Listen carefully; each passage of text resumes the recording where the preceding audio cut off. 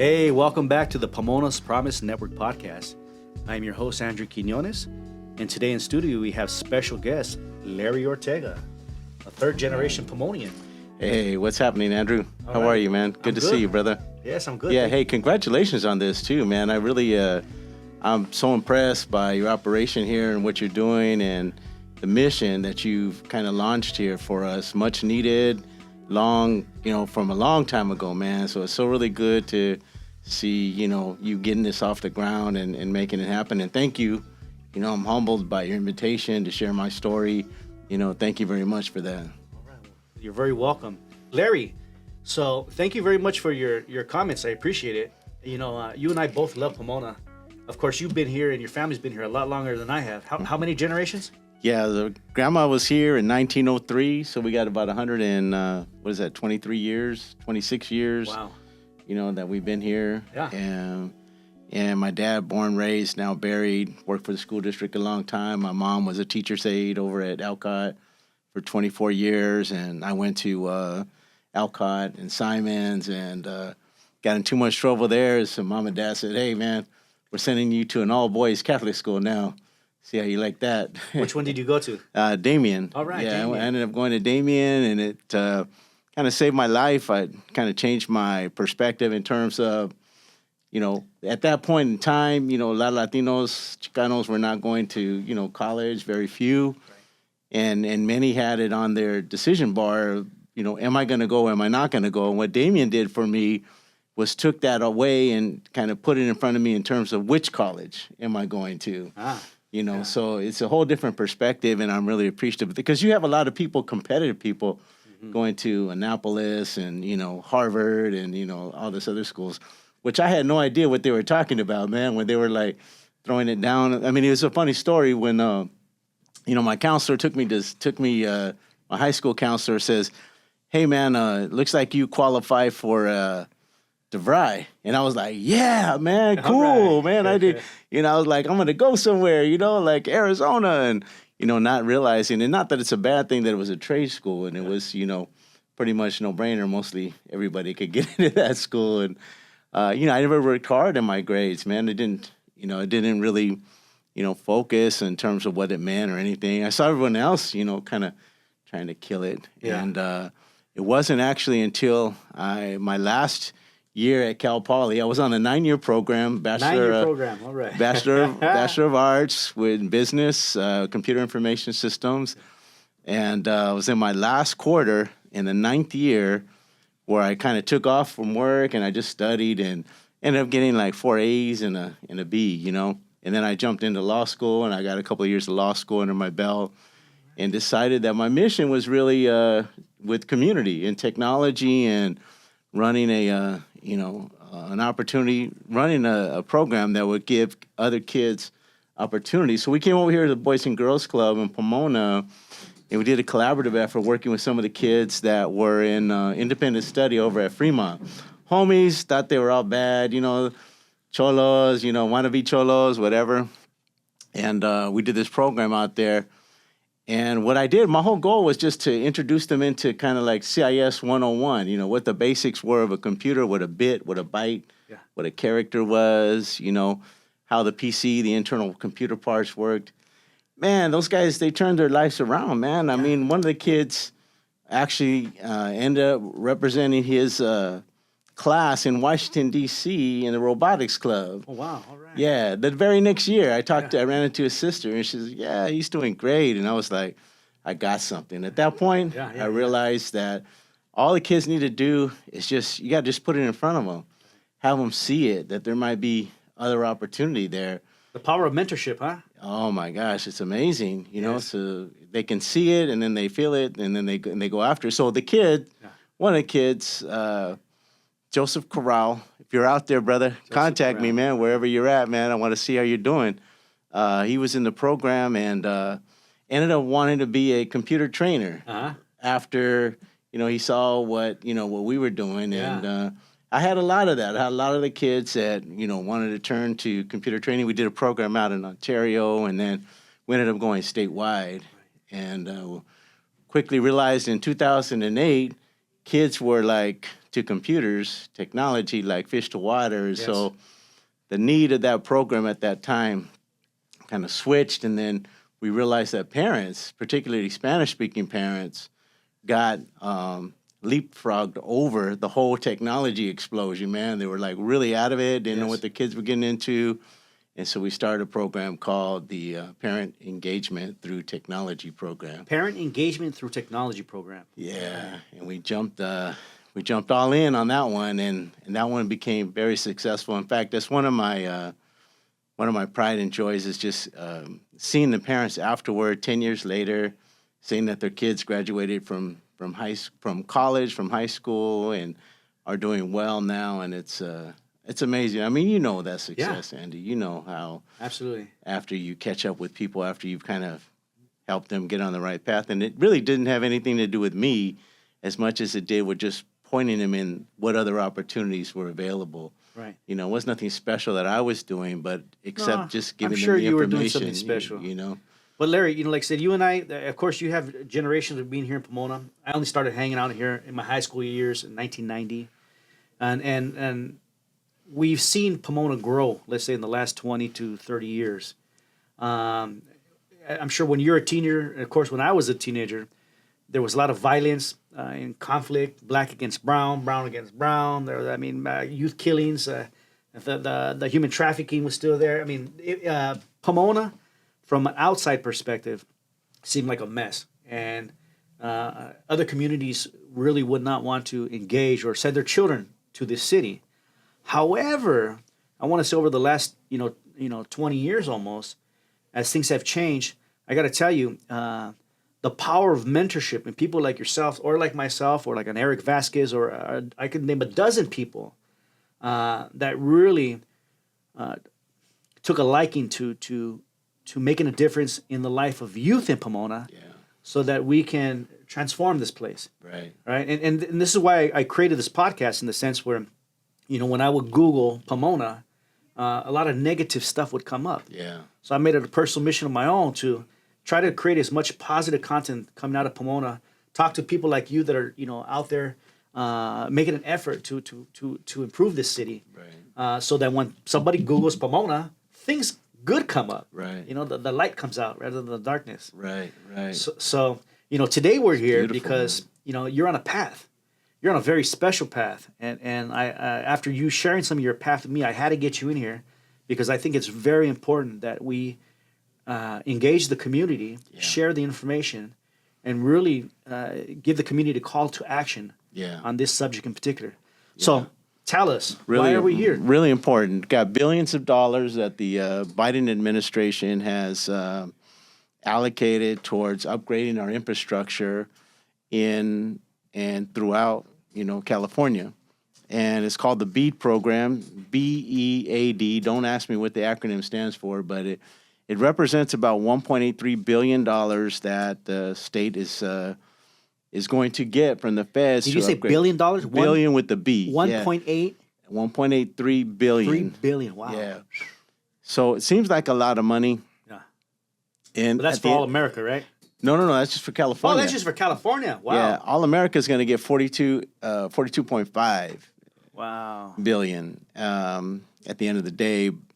So I've been working on this thing for the last 3 years because I knew it was coming, and I've been talking to leaders up and down the San Gabriel Valley, all the way into San Bernardino. I mean, one of our most recent meetings was with Majority Leader Emeritus Eloise Reyes, and we have pulled in the superintendent and the mayor of San Bernardino and a couple other leaders, and we wanted to impress upon her that we needed her to begin advocating for us, that we need to make sure that everybody knows that this money's coming down and that the legislation that is being introduced needs to be in support of that. Yes.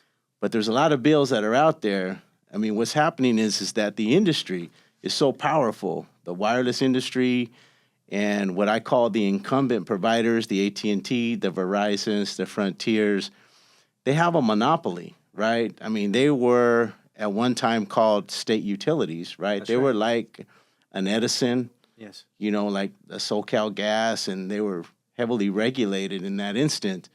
But there was a law that was passed in 2012 that kind of deregulated them. And there were some individuals, and I'll get into the other part of that story, that were part of facilitating making sure that the companies would not get in trouble if they didn't deploy fiber optic infrastructure upgrades to certain communities.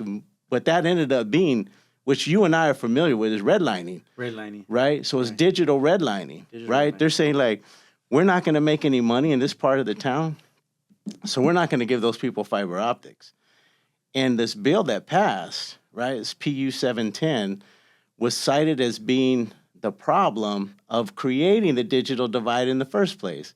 So what has been happening is that the phone companies for the last 2 to 3 decades, if you ever had a landline, I don't know if you remember the landlines, I sure right? do.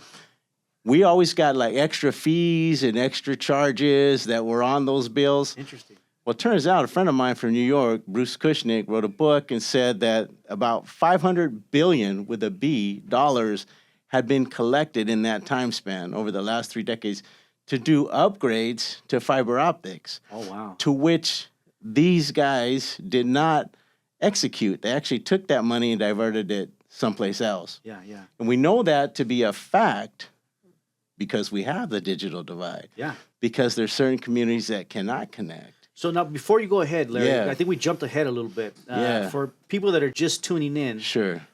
In a simple way, if you had a magic wand, what would change here in Pomona? What are you fixing to change or to improve? We want pricing to come down for the internet. Oh, so we're talking about internet, right? We're talking about the internet. Okay. We want pricing to come down Pricing to come down. to be on par with some of the other cities, model cities that are doing it in other places in our country, right? Yes. Like a place called Far, Texas. There's a place called Chattanooga, Tennessee. Yes. Those are model cities that have implemented what is called municipal broadband. Municipal broadband. And that's a broadband, that's like an internet company that the city itself is running, Ah, okay. right? So what they've done Like is community banking. something like community banking, exactly. We take Similar the responsibility concept. within our own. Exactly. Okay. And so the city then at that point turns what is a cost center right now, costing them money, into a revenue center. So it flips it all on its side. Okay. And it's able to offer high-speed internet, 500 megabits up and down, for $25 a month. So for $25, so right now, again, I have a small nonprofit business. I know we're probably spending about $200. I just needed to increase my bandwidth because I'm doing this podcast studio, and not a lot of people are we're using all these electronics, so it started slowing down. Right. I've heard about fiber optics, and I heard that it's like 10 times faster than what we have right now. 10,000. 10,000 times faster. And so let me get this correct. For you envision a Pomona where we, as a city, kind of own our own Exactly. fiber optics, and we're creating revenue, and all our community has the fiber optic option rather than it's not dial-up, but broadband or whatever it is. It's still, there are in some places it's still dial-up, and now the big push is wireless. Yes. Right. Everybody's thinking 5G, is that, when right. we talk about wireless? 5G is being pushed as an alternative. Right. And it's not, man. It's third tier. So this is what I wanted to talk. Third tier. Okay. This is what I wanted to talk to you Okay. about, man. Is that Talk away, what's man. happening is that we are being bombarded by the wireless industry, Yeah. by wireless interests. In that, yeah, man, we can connect everybody up right now, and we could do it cheap, and you can have it right now. Like what is the advertisement that's out there? T-Mobile has you can get internet like right now, Yeah. right? And they throw a device in your house, and then like bam, you got it. But what they're not telling you is that actually subverts the bigger plan of trying to get access to these fiber optic Right. dollars. Because then what happens is that the fiber optic dollars, by the way, and I forgot to mention this, is based on need, right? Need. And so what we found out from the pandemic when that all hit, and you remember, Yeah. a lot of our kids got the little Wi-Fi devices, the MiFi devices, to go home. And then when we found out quickly was that if there was two kids on that same device at the same time, it was game over. They could not access, they couldn't get to class. And when we found out is that the wireless industry is, they're not ready, right? They don't have it together to offer a competitive alternative to fiber optics. And fiber optics is 20, 30 years future-proof. Right. Wireless, right? I mean, how many times you replace your cell phone in a matter of 5 years? Yeah. Right, a couple of times, right? Yeah, I just replaced mine recently. So that is the design model of wireless technology. Right. So yes, in a 2-year window, you can actually get a community wired. It's possible for maybe half the cost of what it would cost to do it fiber optically, right, with fiber. But in a 10-year window, right, you've now had to replace that wireless infrastructure 2, 3, maybe 4, even 5 times in a 10-year window. Right. Now your cost is just double, triple. Yeah. You know, and it's less quality. So wireless, as according to the Electronic Frontier Foundation, said that wireless is 10,000 times slower than fiber optics. Right. And we know that to be true because of all of our kids and the capacity during the COVID, you know. So they want to do more wireless and you know, it's not the best alternative. And it will serve to not allow us to get access to the full, you know, chunk of money that we should be getting here in Pomona. So that's really important. Now, there's a few things that I think about. Again, I'm not the smartest guy in the room. But maybe you are. And so I'm going to run a couple things by you just to kind of bounce some ideas from things that we hear in the community and little things that we hear in history. Yeah. So the first thing is I think of the word planned obsolescence. Planned obsolescence. Yeah. And you know, I heard the story of the light bulb, and the first light bulbs they created last a very long time. And then manufacturers all got together and say, we can't have this, nobody's buying new light bulbs. So they started, it's called planned obsolescence, where it only had so many hours of light before they had to buy a new light bulb. Right. And then we think about cannabis hemp. You know, the petrochemical industry came in creating nylon and all these other things when they could have used hemp for, you know, newspapers or toilet paper. So, I mean, there's a dozen examples within history. Yeah. I mean, you could look at iPhones, you know, planned obsolescence. You have to get one every year. So it seems like, again, the American way, the capitalist way, is to create the consistent need for people to be spending more money and creating more junk so that they can keep on buying every so often. That's absolutely correct. Yeah, that's absolutely correct. And that's how the wireless industry has done no different than these other industries that you just cited. Right. It's the exact same thing. And that is something that they're fighting very hard for. But the problem, I guess the biggest challenge, Andy, is that our legislators, you know, are not on board or do not understand right now. And the reason why they don't understand, and I'm glad, again, thank you for the invitation for having me come speak out here, is because our constituency, the people, their constituency don't understand, right? They don't know there's a gigantic difference between wireless and fiber optics. Moreover, they don't know about the $1 billion that are, you know, already earmarked. They're like, oh yeah, Pomona, low income folks, let's get them some money, right? Like that. So there's these, you know, things that are already in place set to benefit communities like Pomona. Right. But unless we can educate them all, have them understand that this opportunity is out there, which would mean jobs. Right. I mean, there was an economic report done on what it did for Chattanooga. It was like in the billions of dollars in economic benefit that was generated as a result of them going completely fiber. Yeah. Same thing for Far Texas. They're experiencing the same thing. It's almost like it's a no-lose situation. Right. You know, no, somebody's a lose. And those are the traditional wireless company that continue to rake in the money year after year.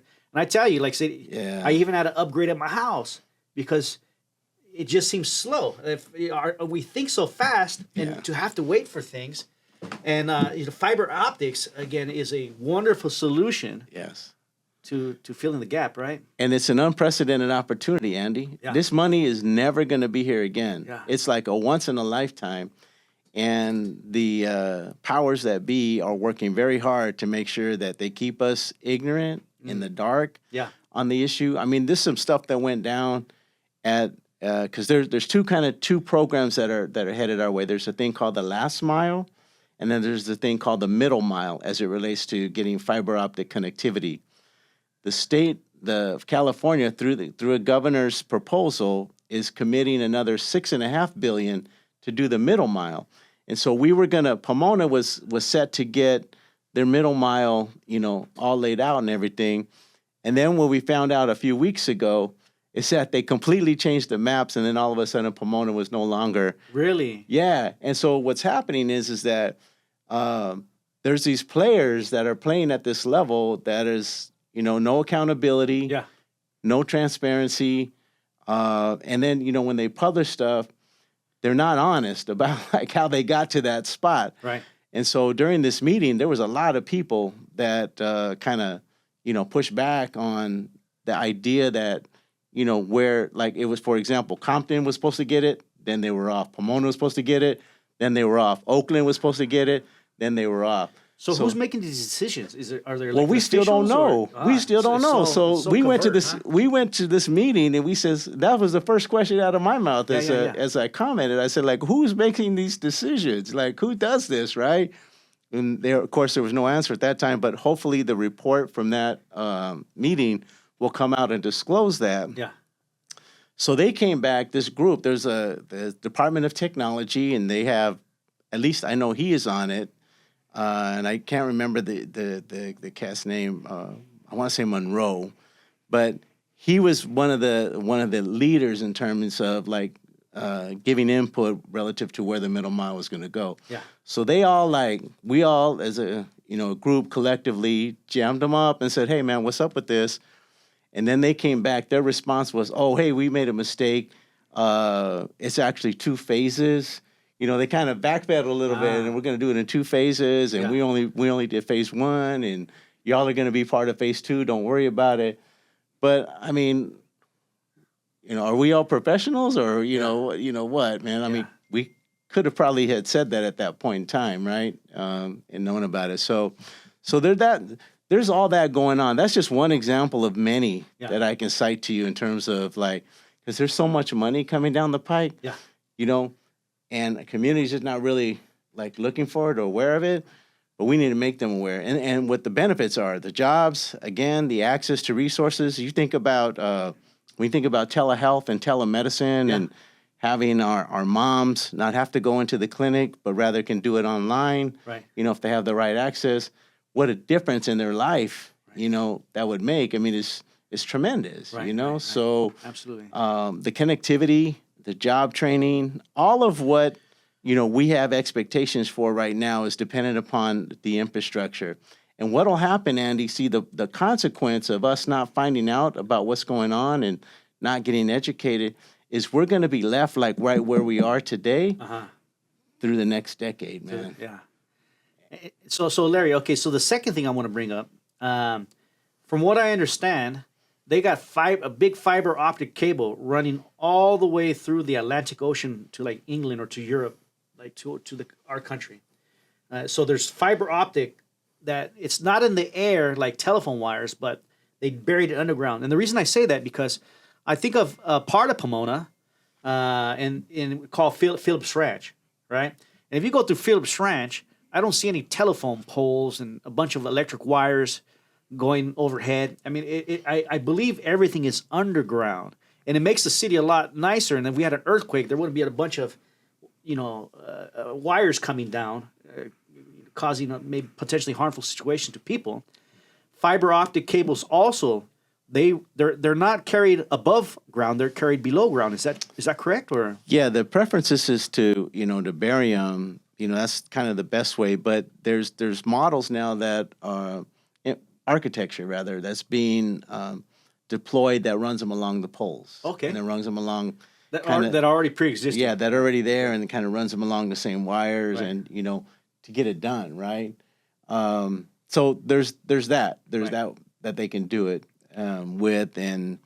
But the first thing is really to get the community on board. And so I've been working with the group that's right there on 8th and White with Tomas Ursua's group. They call it the Semillas Centro de Semillas, I think is what it's called. And we're going to be doing a computer training there.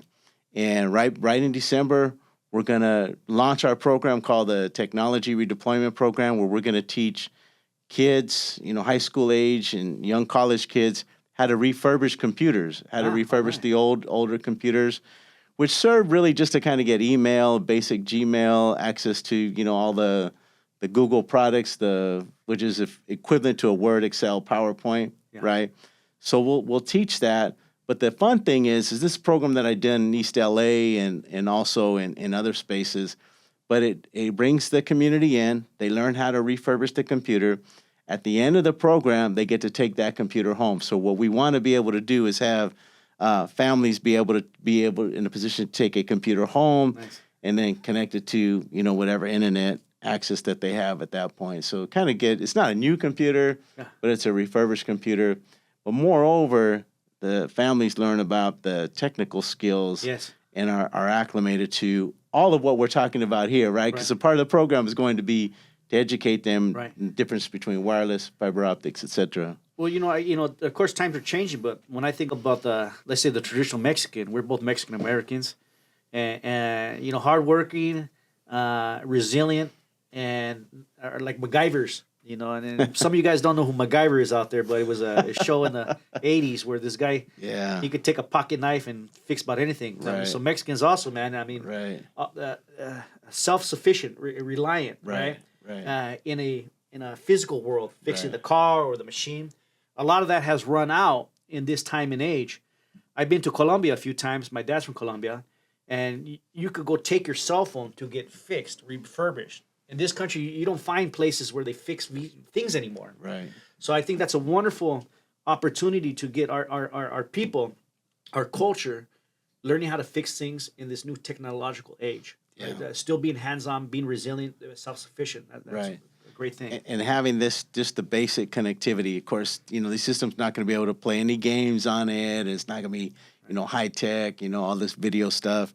Not made for that right now. But one day our vision is kind of larger. We see ourselves in that space, maybe even becoming an internet service provider ourselves, where from a nonprofit, we would be able to, offer those services. Because I've been talking to people across the country where they're excited to come out here. They recognize, the opportunity and the high need. The one challenge though that I'm seeing is that everything is being laid as far as this money and access to these BEAD dollars, these billions of dollars, and the money that's out there. A lot of the responsibility is being laid on the employees of the staff at the city, right? So like the IT director, the planning director, deputy city managers. There was a call just earlier this week, I think it was a San Gabriel Valley Council of Governments, known as the SGV COG. Yeah, SGV COG, right. And they had a meeting with all the city administrators. Well, there's 31 cities, San Gabriel Valley. We only had 6 cities, man, that showed up, that was represented, Yeah.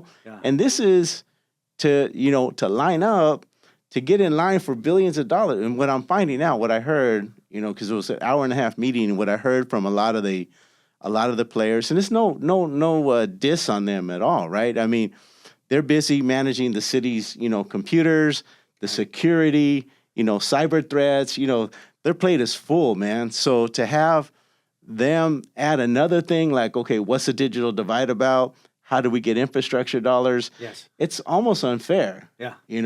And then you talk to the city leadership, like I had a conversation with the mayor just a few weeks ago, and he's all like, yeah, I'm relying 100% on our IT director, like that, right?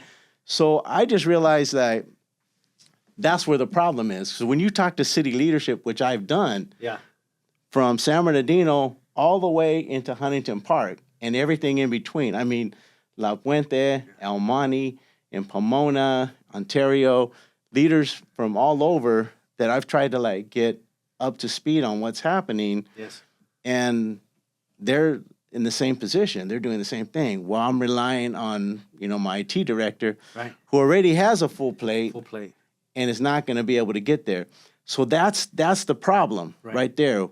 We got to insert another person that can take the lead for this opportunity at every city, right? Within the San Gabriel Valley, there has to be a point person that's dealing just with that issue. Well, you're perfectly right. I got to tell you, most cities and police departments and big organizations, they all have some type of like governmental affairs or community affairs person that just focuses on the relationships between governments, community, and so forth. Right. So I would definitely think, the IT person's probably got his hands full, and there should be another champion or a mediator just for that position, right? As we move into the future. Exactly, and it's well worth the investment, because we're talking about access to, here, at least in Pomona, millions, if not tens of millions of dollars for infrastructure, which will create, again, jobs, right? Income, economy. I mean, it just makes sense.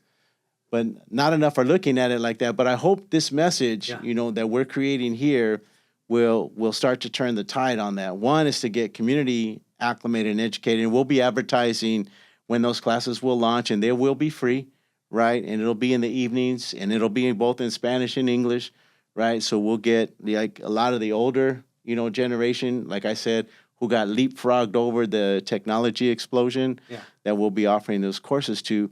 But more importantly, to start talking to the city leadership to say, hey, this ain't going to get it, man. And what we're going to do is we're going to end up missing the boat on millions and millions of dollars that we just can't afford to miss the boat on this one, man. Andy, Pomona needs this, right?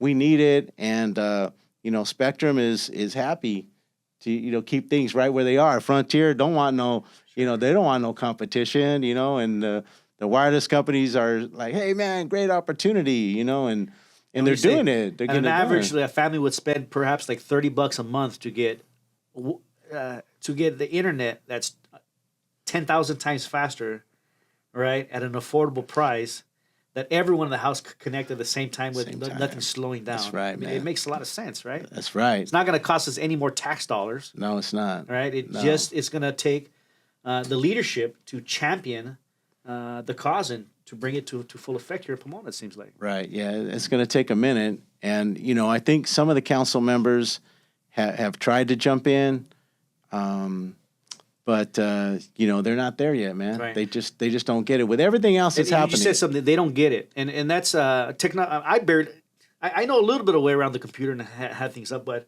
it could seem to be a lot if you don't get the technology. And when we don't get things, we usually kind of just pass them over, right? Right. So it is daunting, man. I mean, I remember when we first talked to the mayor, and he kept talking about, we got to get our Wi-Fi going, man. I go, it's not Wi-Fi, dude. It's fiber optics. It's different, you know. No, but also, listen, just to clarity's sake, you can still get Wi-Fi over fiber optics. Yes. Right. Yeah. Like it still come to my house, but through my router, I could still connect my devices wirelessly. But the main hub would be that 10 times faster. Right. Whatever. The fiber right optics. now, we're only getting 2.5G or 5G, right? So that's not very fast. Well, compared to there's other challenges, with kind of wireless infrastructure, but you're right in what you say. It's fiber optics to and through the home, right? That's the ideal model. Of course, we all love the convenience of our cell phones and all of that, and so wireless will appear to be forever in the future, right? Yeah. There is the strategy for the wireless companies are saying, no, don't get fiber to the home, right? We'll take care of it, right? Yeah. So they're saying we can just put it from the pole and we can zoom it into your house. But there's lots of challenges with that. I mean, first of all, there's the health issues, that is not even being considered right now at the federal level. There's major challenges with that there's been over 1,000 studies that have showed that there's biological impact when significant RF radiation is emitted from the poles and, in proximity, like your router at your house. I can't tell you how many, even my own family, my own grandkids, right, are by that router, and it's like pushing out 100 times more RF radiation than what is recommended to be accepted. Right. Right. And, you know, and I appreciate you bringing that up. I was going to bring that up next, and thank you. Now I have questions about that. Sure. Right. Again, you're a little bit more informed, of course, than I am in this field. Now, one thing that I heard is that the 5G technology was like really kind of created by DARPA and the military, and they even created to weaponize it, like to fight off pirates. Like they can use like a 5G and shoot like a gun that would make your skin crawl, and it would disperse crowds, and so from what I understand, the history of again the beginning of 5G was a weaponized technology. Right. And then the second thing is, again, conspiracy theories out there. If they wanted to, I don't know, do something with all the little 5G, because there's many of them sporadically throughout, that some people wonder, can the government ever turn around and weaponize the 5G that we have in our community to emit certain frequencies that would create discord within us? Of course, the bees, the birds, all these invisible frequencies that we cannot see, but they have an effect on our environment. And just like you said, all this radiation is emitting from these routers and all this stuff, and nobody turns them off at night. They're affecting our sometimes, I don't know, perhaps our mood, our sleep. I heard some people even there's new symptoms out there that people are like allergic or they can't handle a lot of the radio frequencies, RF frequencies. Right. They call it electromagnetic sensitivity, EMF or EMS. EMS. Right. And from EMF, electromagnetic frequencies, but it's all goes back to the the frequency of how the radiation is being pushed out there. And you're absolutely right about that. In 67 and 72, the Navy did 2 studies, and they found that it could be weaponized. But it's the frequency in which they're pushing out that radio frequency, right? So it can be depends upon the power, that you could push that out. A lot of conspiracy, theories that are out there in terms of what this means with regard to 5G. But it's as simple as this, man. I mean, it's as simple as this. The FCC, the body that was in charge of determining whether or not it is actually safe or not, has decided to not address the issue, right? So they've left it to the initial test that they did way back in 1996. How long ago was that, man? Right. About, 20-something years, almost, right? Yeah. That talks about the heat, right? And so the only basis by which this technology, the radio frequencies that come out of your phone, that come out of our routers, that come from the poles, is being measured is, will it burn you or not, right? And that's a ridiculous. Larry, that's a ridiculous measurement, because it does not address the biological impact, right? The DNA damage that it does. Again, going back to the thousands of studies that have proven that it does damage DNA. It does cause all these things. I mean, and what frustrates me is you just said thousands of studies. So this is something that they're not just guessing about. So and again, thinking about American history, for years X-rays were given to pregnant women until someone said no, it's hurting them. Exactly. And doctors and scientists say no, it's not going to have any effect. Fine. Don't worry about it. Same thing with leaded gas. Right. I saw a documentary about it, and for decades, this guy was trying to tell the world that this is hurting us, this lead in this gas. And he fought for years and years before they finally said, hey, maybe we should take lead out of gas.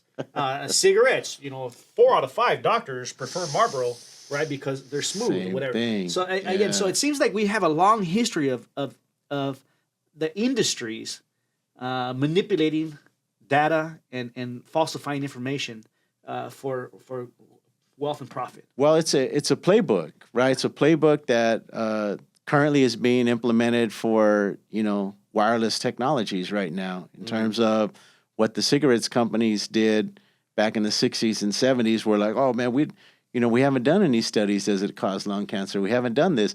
So now the wireless industry is basically saying the same thing, saying we haven't done any studies, on whether it causes biological harm or not. Yet again, going back to the thousands of studies, which can be found at AmericansForResponsibleTechnology.org. And there's a host of other websites that kind of talk about that.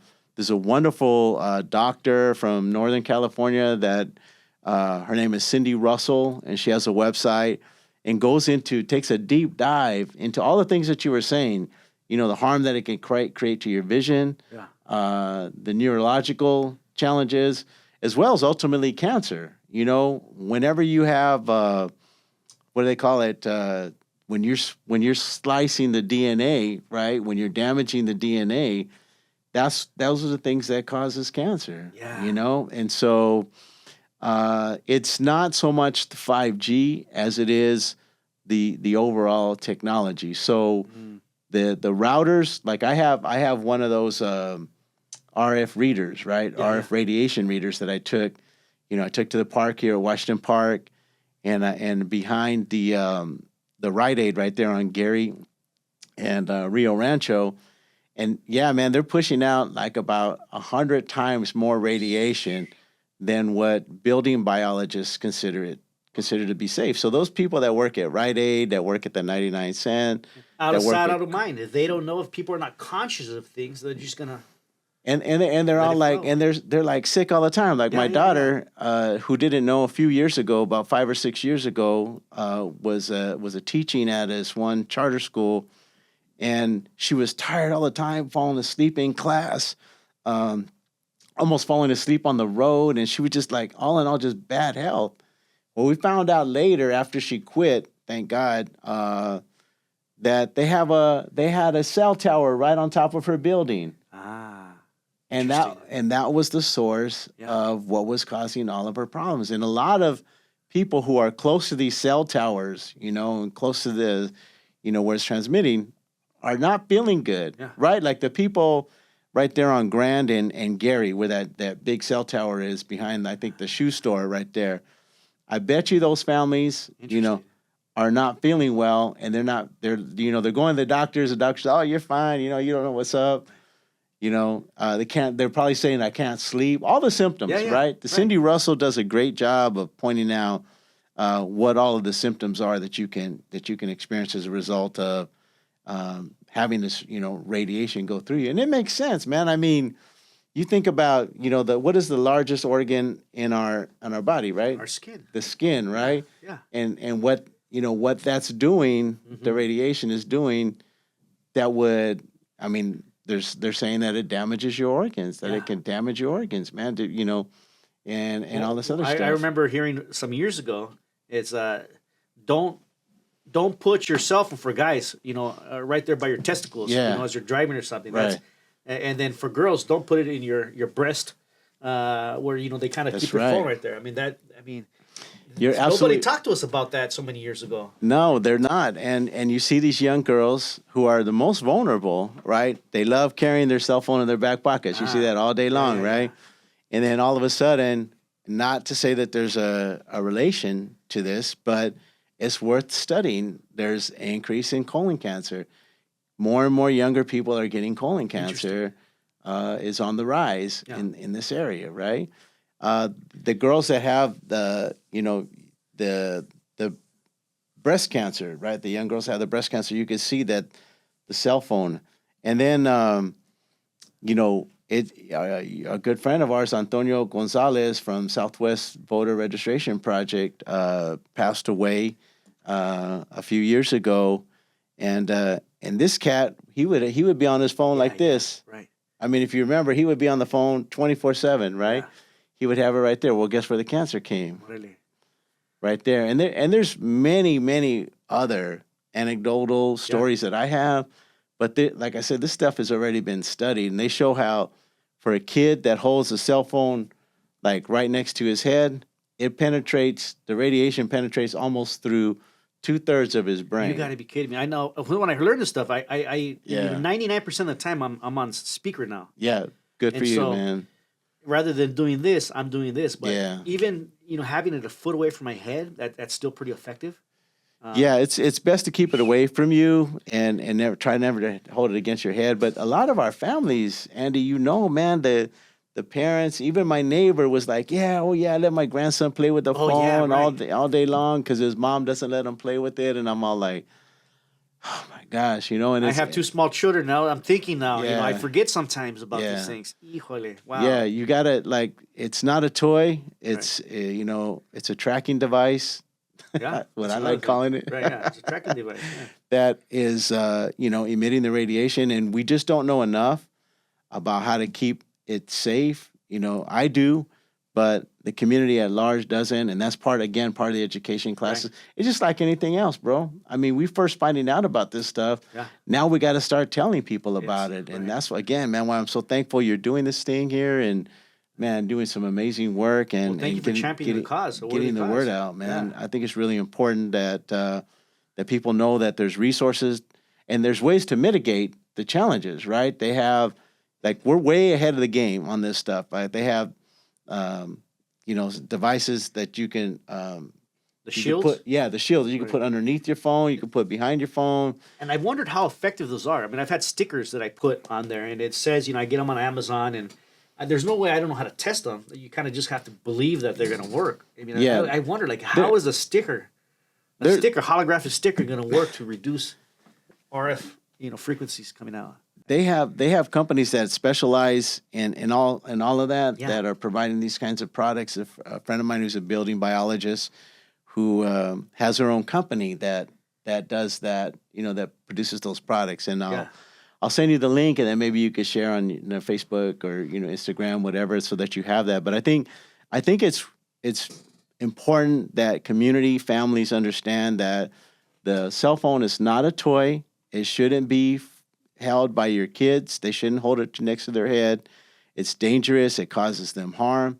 And that there's resources that are out there on the web that families have already been through all this, Yeah. and they're talking about what are some of the resources they do to mitigate the challenges, right? Like everybody that lives right there down Grand next to that cell tower should know about what they can do to shield, Yeah.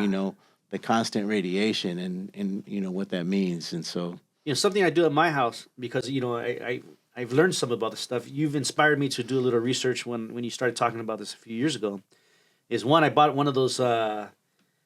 It's a plug that I plug in, and I plug my router into that, and I could turn off my router nice. on and off. So like at nighttime, the thing is, I sometimes don't turn it off because my wife gets up earlier and she got to get on the computer, and she wakes me up saying, "Where's the remote?"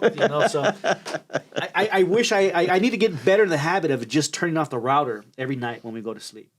The second thing is, of course, getting those little stickers, for some of our devices. Yeah. The third, and I don't know how effective this is, but when we're at the house, I tell my wife to use airplane mode. Yeah. Not use the cellular mode, but put it in airplane mode, and it connects to our wireless. Right. I don't know how effective it is, but I heard some tips that reduces some of the. It does, yeah. frequencies. Put it in our airplane mode. If you're not using it, is always good. Never put it in your pocket. Never put it in your front pocket. Don't hold it against your head. I mean, check it out, man. I mean, the instruction set. Of course, nobody reads it, right? Yeah, right. That little book that comes with your cell phone. Uh-huh. It tells you on page, like 967. In that small print. small print. Yeah. Like hold it, 2 millimeters or centimeters away from your head, right? Right. Not to put it. Nobody reads that. Nobody does that, Right. right? And that's why headphones are important, and keeping it on speakers important. And what about Bluetooth headphones? I mean, is that? the jury's still out on those Still things, on man. that, right? I mean, because it's still wireless technology, Yeah. and it's fun, it's easy. Our kids are cool, but when you have a 10-year-old with these two things in their ears and knowing, because their skulls are a lot thinner. Yes, that's because they're still developing, right? And this is not me speaking; it's the studies that have been done. That I was the website at Americans for Responsible Technology.org.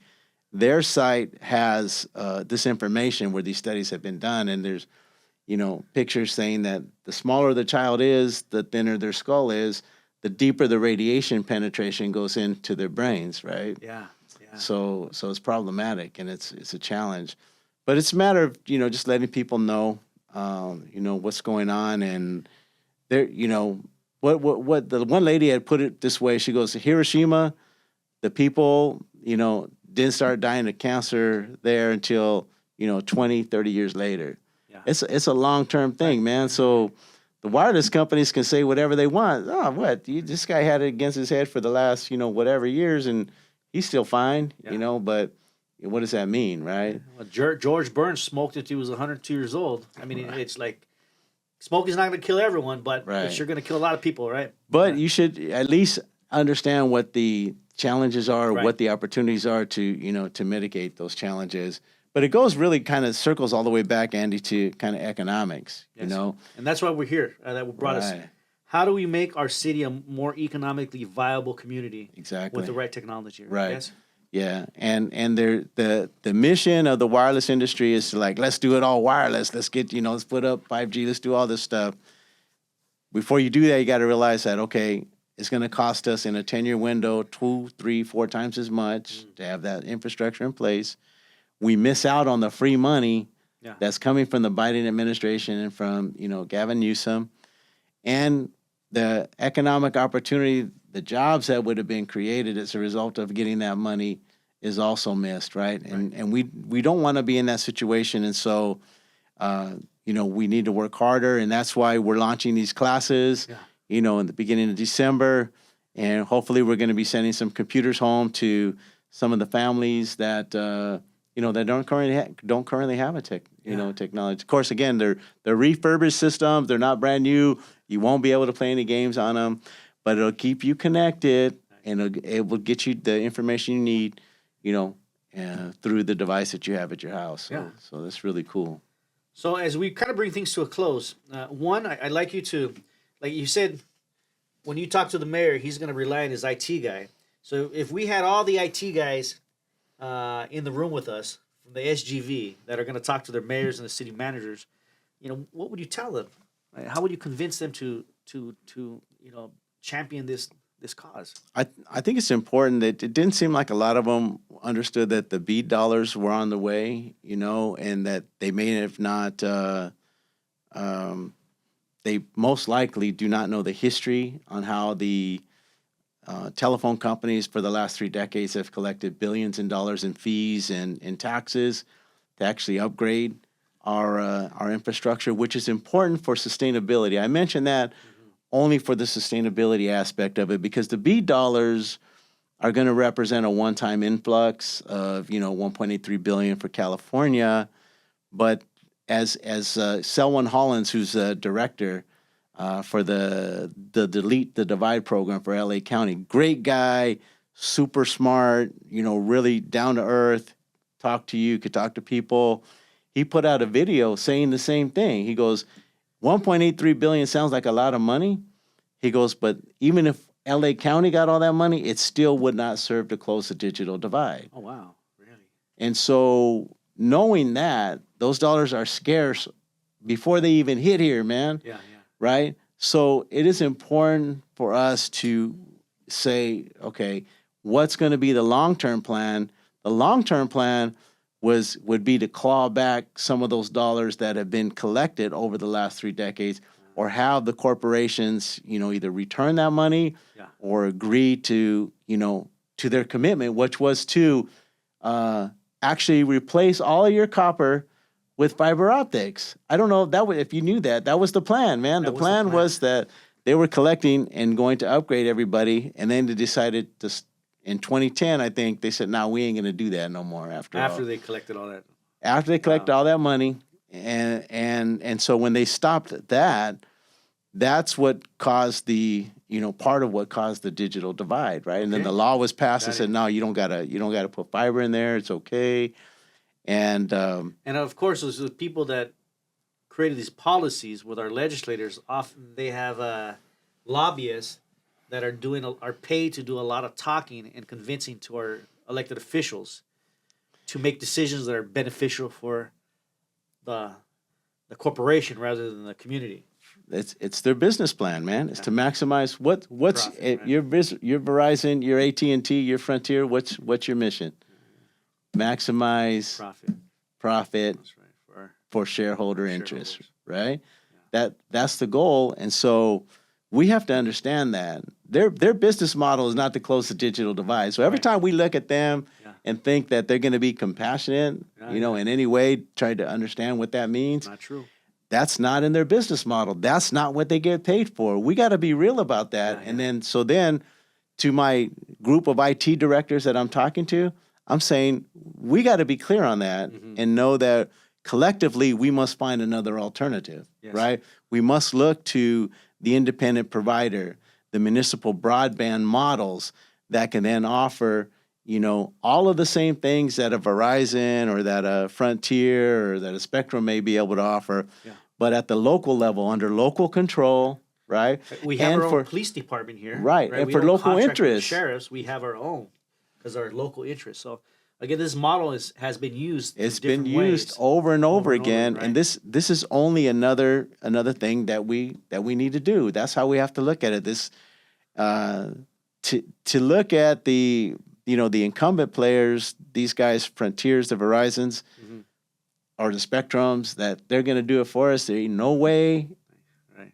and you know what, that they're going to do it for us, because again, it's not their business model, right? Let's be real with that, right? And as soon as we can get that wrapped around our heads, then people are going to say, okay, well, how do we do this? What do we want to do? Let's figure out. Let's get another body. Let's throw another body at the city so they can be on top of this 24/7. Because our IT director, he's busy, right? He don't have time to do any of this. I mean, that's what the mayor told me as well. He was like, yeah, he's busy with other things. He's doing other things. I get that, man. We all get that. We all understand. People are, doing their thing. But when a new opportunity comes along to say that, oh, well, we can't take advantage of that because we don't have the capacity, I mean, for me, that's a cop-out, man. And it's like, okay, well, let's fix that. Let's work towards, we've done other things to fix stuff, right? Like that on the drop of a hat, right? This is what we need to do here. We need to throw another body at it that understands it, gets it, and can advocate, for the city to get the grants, to get the money, to bring in the right resources. Those are the folks that we need, and they're all over, man. There's people all over the country, and the best example, though, of what's not working is that meeting that I attended a couple of weeks. No diss on SGV COG. I mean, they did the best they could, and again, the staff is taking it, they're receiving it where they're at. Right. So where they're at is not like, oh, hey, man, I can get my whole community connected. This could mean so much more money for our city. They're not seeing it like that. Yeah. They're saying, okay, are there any holes? Do I have to plug any holes? What's the emergency? And it seems like, oh, we're kind of okay. Yeah. Every city right now they're kind of okay. Kind of okay. Right? Out of sight, out of mind. Exactly. And so there's not a 5-alarm fire going on, where people got to get on this. But that's how we have to treat it, because again, the money's going to come, and you've seen this, this happens, man, right over us, right? Yeah. And we are just left high and dry, man, with nothing. So we need champions, right? Now, we're going to close this podcast off, and now I'd like you to share with the community. There are people like me watching, other family members watching. What can an average person do to help champion the cause in our own way? I mean, do I call my local legislator? Do I fill a petition? I mean, what can we do to help push this great cause forward? Yeah, you contact me at would be the first thing to try to set up maybe a meeting. We could do a coffee clutch at your house. Bring some neighbors over.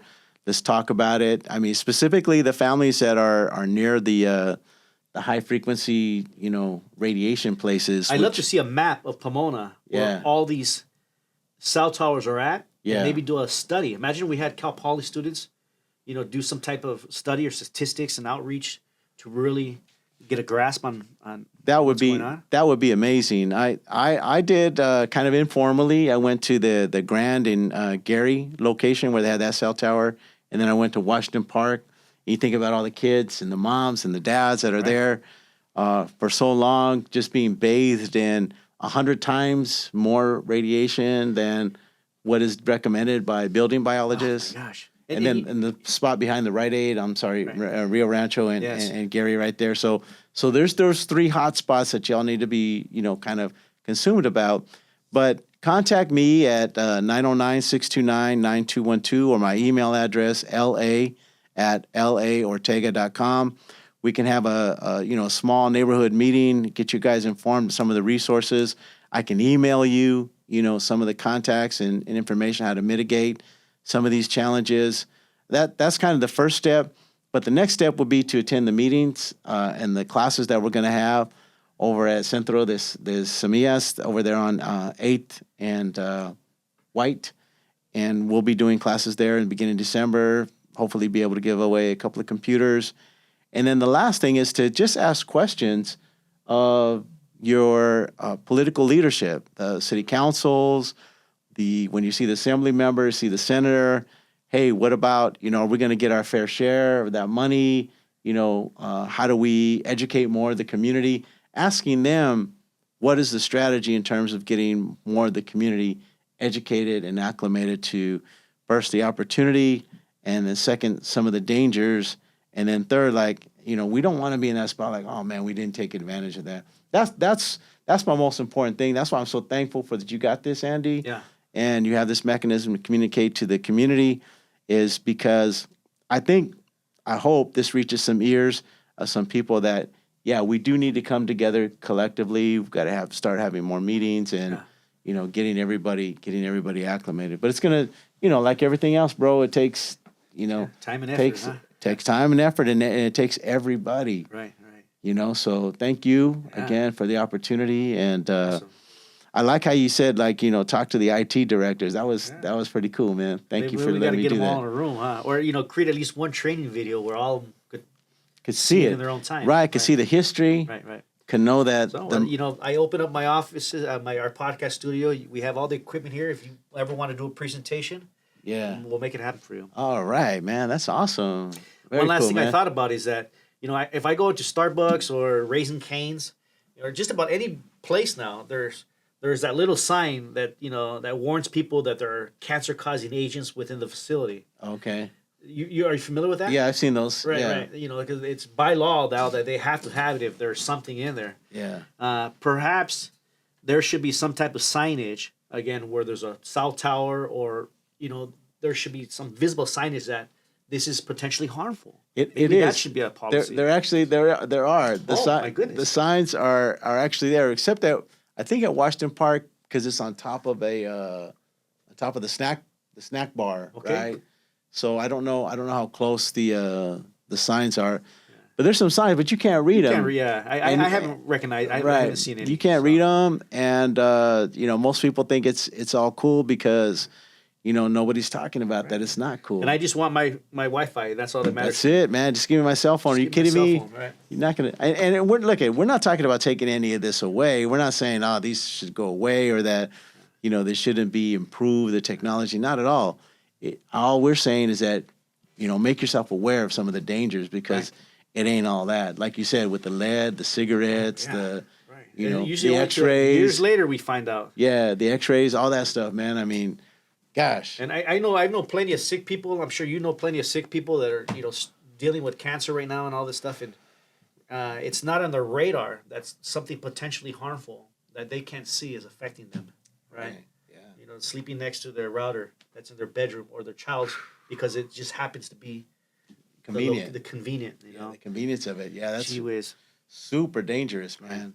And like I said, the more that people know, the better it's going to be. And we only need a few, bro. Yeah. I mean, we only need 20, 30 families from the hood, man. They just get together and, then they lead with how it works, yeah, man. Absolutely. And they lead the rest of the communities. And never doubt that a small group of people can make a tremendous change, man. right? Yeah. Yes, so whatever years this is falling on, man, Thank you guys for listening. Thanks again to Andy Quinones for all his great work. Making this thing happen is so important for Pomona.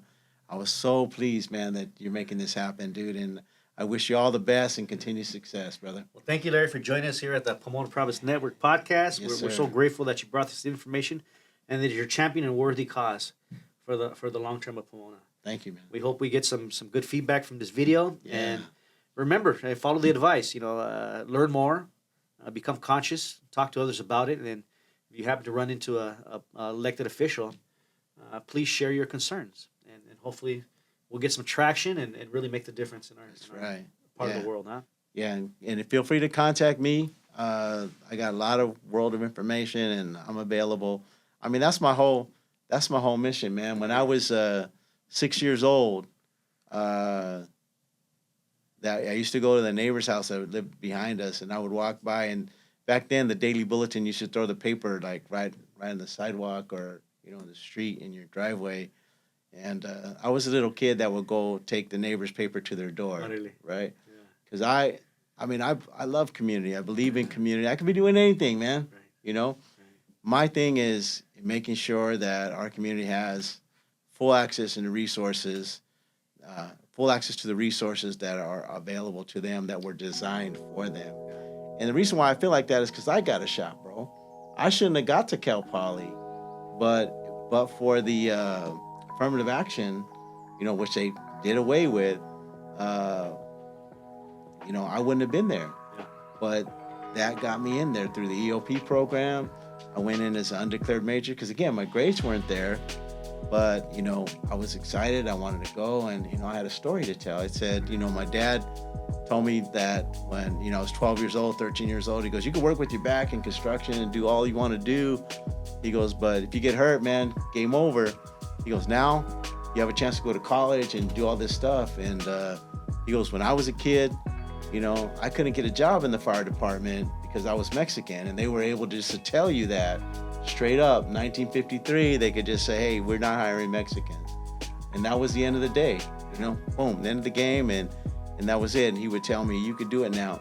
So when I shared that story with the EOP director, he was all like, okay, let's give this cat a shot. And he gave me a shot to get into Cal Poly, and I did okay. I had my grades high enough to stay there. And even though I was on the 9-year program, got married, had kids, bought a house, it's still, I was able to do what I needed to do, got to law school, met my very best friend and one of my best friends in law school, and he was in a nonprofit, and he was the one that kind of got me. And so now, you look at this 30 years later, bro, when I first launched Community Union, I've impacted tens of thousands of lives, have touched, through the television news agencies that have covered us, 30 million plus people on this message. And so I know, how to do this, man. I know how to get the message out. Yeah. And so that's kind of what we're coming back to. And so you're the launch point, brother, man. Thank you. Larry Ortega, thanks for joining us today, All right, man. All right, Andy. All right, thanks, Pomona. man. Peace. There it is, man. Very good.